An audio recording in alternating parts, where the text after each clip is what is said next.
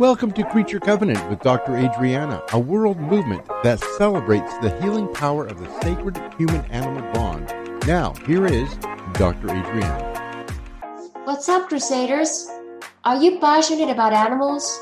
Then you're at the right place. Welcome to Creature Covenant, elevating humankind through the sacred bond we share with animals. I am your host, Dr. Adriana, a veterinarian with 20 years of experience and passionate about the healing power of the human-animal bond. Join me and my expert guests sharing personal stories of transformation and healing through our interactions with animals. Together, we create new consciousness and a better planet for all creatures to enjoy. For more information, visit www.creaturecovenant.com, sign the Creature Covenant, and become a crusader of a movement. Hello, what's up? Welcome to Creature Covenant. I thank you so much for joining me today and my guest, Melissa Sweeney. And she is a founder of Love from Luke, a not-for-profit organization based here in Tampa, Florida. It's basically a rescue animal organization, but it's even more than that.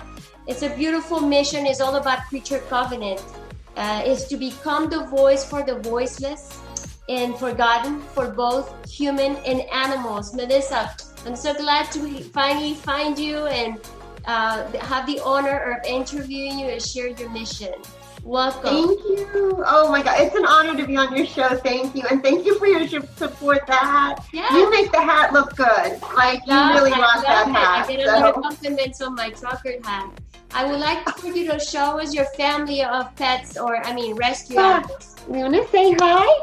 Oh, beautiful. Oh my God, look at that face. And here's Logan. Logan, you want to say hi? Hi, Logan. You're going to get your surgery soon, my love.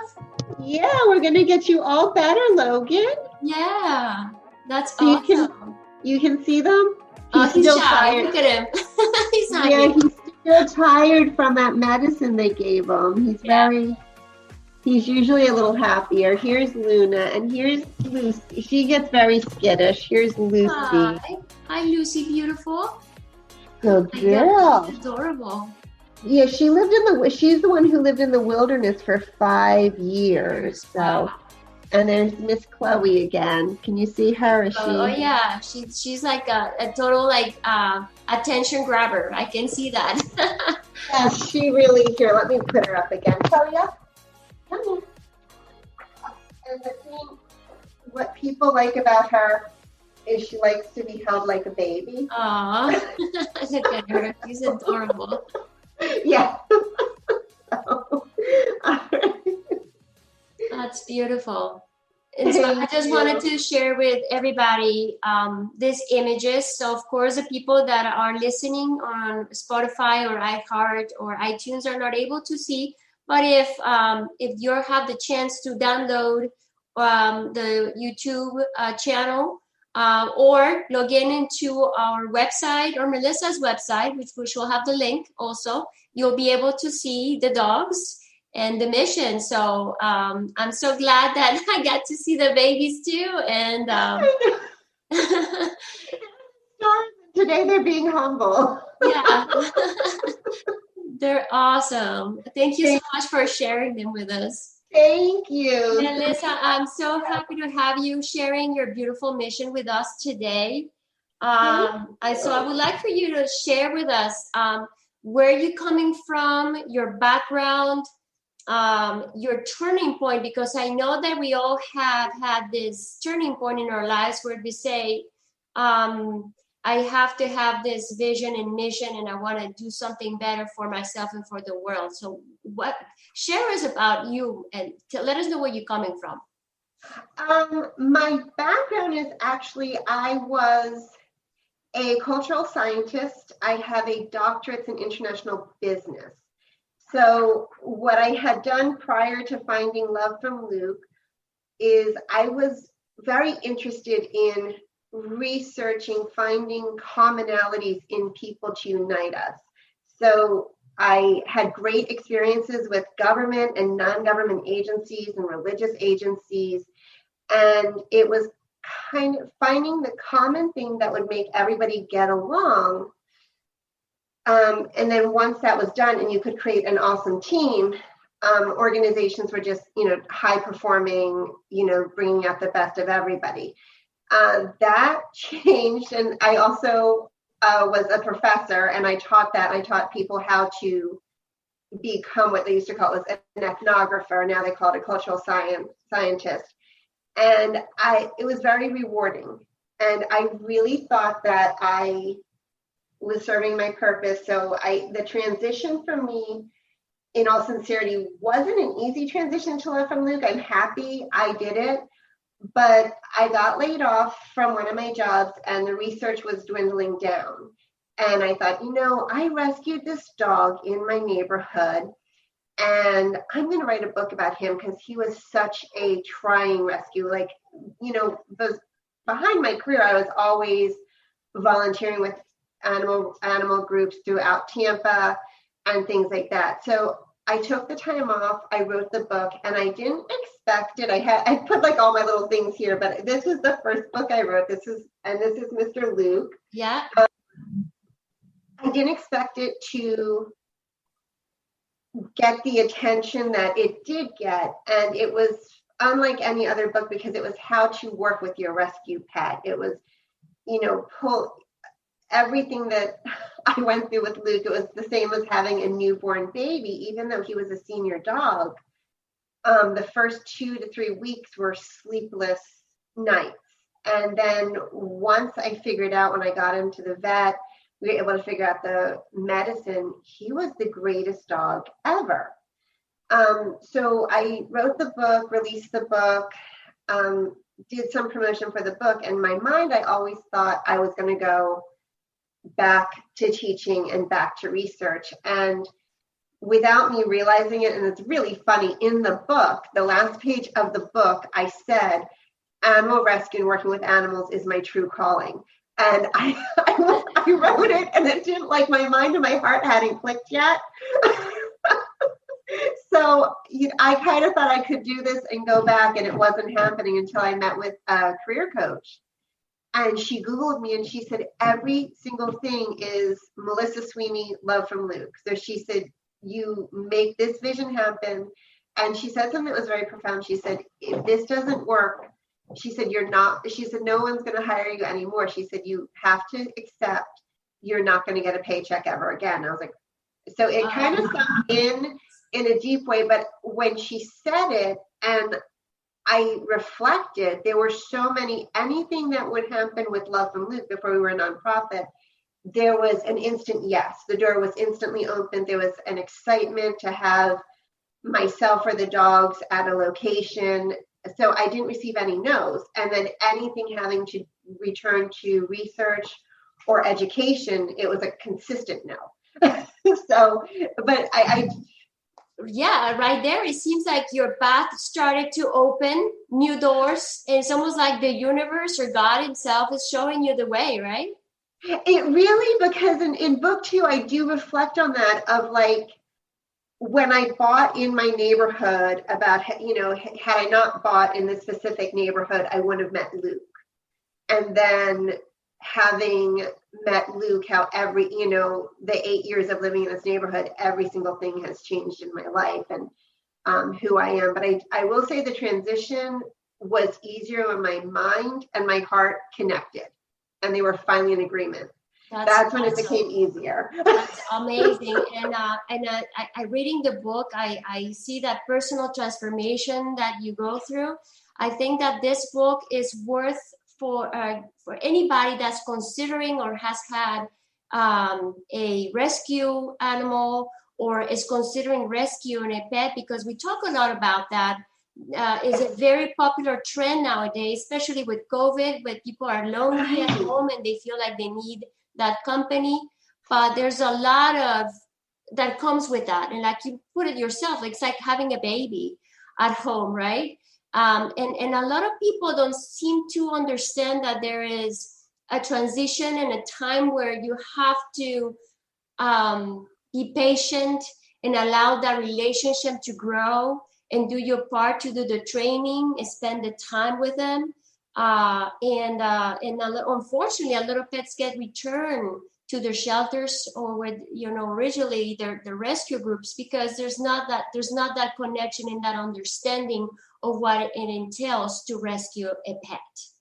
Right. Yeah, I think it's once they feel comfortable, the animal, sometimes they'll let their guard down, and then they'll, like with Luke, he was saying, this is what's wrong with me. Like, you've helped me this way, now help me medically.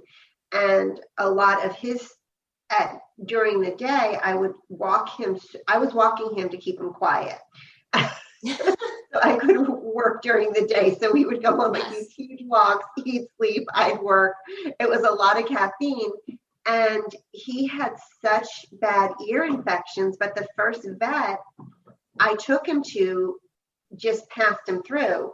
And someone finally said, get some blood work done. And when it comes to cost, there's a lot of different organizations. I was finding even the Humane Society was advertising on Groupon, so because that was the other thing when I took Luke in and he wasn't with a rescue, he was expensive. So I found a Groupon actually to start paying for like some of the tests that he was run and things like that. And when that was coming back, then it was like, wow. And I'll say about 3 days on proper medicine, a lot of the issues were solved. But it's not giving up to, people have to just almost put themselves in the dog's shoes, of, okay, this is a new environment. Think of all the trauma I've gone through in 3 months, 6 months, it's an adjustment period. So I think if people can do that, and then from there is the whole mission of Love from Luke is the dogs I have, they're all overcomers. They're all animals that were shortchanged. Like so many people didn't want Luke because he was a senior dog. And, then as soon as he was healthy and bouncing, everybody wanted Luke. I mean, I was kind of upset. Right? Some neighbors, go get, they didn't rescue a husky, but they bought huskies to look like him. And it was like the flip of a switch when, you could see the joy in his face. So absolutely. This is the point of what we talk about in Creature Covenant, which is the transformation, the spiritual transformation and the soul transformation, not only of the human, but also for the animal, and that bond, just that beautiful bond that researches from that standpoint. And then it is so beautiful to see, because once you get to that point in your life, there's no turning back. No, there's absolutely. There's no turning back, right? They transform our life, our purpose. I mean, they give us a different outlook on life. It's so beautiful to read your own personal transformation, your struggles, how a lot of the problems that he had kind of reflected on your own. And, so that's a beautiful book to read, how he brought up a whole community, a whole neighborhood. He really did, yeah. It's such an inspiring book, and I encourage anybody that's and everybody that's looking at us today that we need listeners is to go ahead and buy this book, because it is absolutely beautiful story, and I can relate with it so much as a veterinarian, as a pet owner, as a animal rescuer. It's absolutely beautiful. Melissa, so I'm so in love with your mission, and I would like for everybody to know more about what you do right now, because Love from Luke was the start, and the book was the start of what you're doing right now with your organization. Where are you right now? Right now, we are doing a lot of grant writing, and probably within the next week, we're going to be doing fundraising, because my dog Logan is going to he has a floating knee, so he needs a major surgery. So those are the two immediate things that we're focused on. But the things with the grant writing is our bigger goals is to get these dogs. First, the dogs I have right now, Logan, Luna, and Chloe, are training to become Luna and Chloe will be therapy dogs, and Logan is going to be a comfort dog. And all of them were born crippled. So But they're unique and they're beautiful, and you've seen them run around, you've seen them get into mischief. They're very happy, well-adjusted dogs, but in the beginning, same as Luke, they were discredited. And I think abused animals can teach us a lot about ourselves, because we don't have it easy, especially with 2020 has not been an easy year. But if we look at them and the way they overcome their challenges, how they live in the present, they really don't look back, and they just celebrate every small success that they have. If we did the same thing, we would be far more adjusted. So my goal is for these animals, not only for them to be visiting hospitals, veterans who have recently lost limbs, and, spreading the message that, hey, celebrate your uniqueness because it's beautiful, is also have individuals who are emotionally wounded, who have suffered, and, who society has said, you're the underdog, and be like, no, you're not the underdog, you're the overcomer. And, through the dogs, and it's something, as you know yourself, animals can provide a healing. I really believe there's special gifts from God, and they can provide a healing that another human can't. Absolutely. So through the bond, and I'm even watching it with my Bright Futures, because I have the high school Bright Future kids, is watching them have the confidence to stand in large crowds with these dogs now. So I'd like to do that on a larger scale. So I want all the underdogs to become overcomers. That's awesome. I saw that you want to have a campground or a facility where people can come, learn, train, heal. Oh my God, I get so emotional. It's so beautiful. It's thank you. It's I'm so happy to be able to share this mission, and we appreciate it. Myself and my entire team and the dogs, we all appreciate it. We're so thankful for you. So yes, I mean, one door opens the next door. It's like a ripple effect, right? And that's exactly how I believe. Yes. And then sometimes I think if the door's shut, it means something even better is coming, like the importance of patience, as Luke has taught me.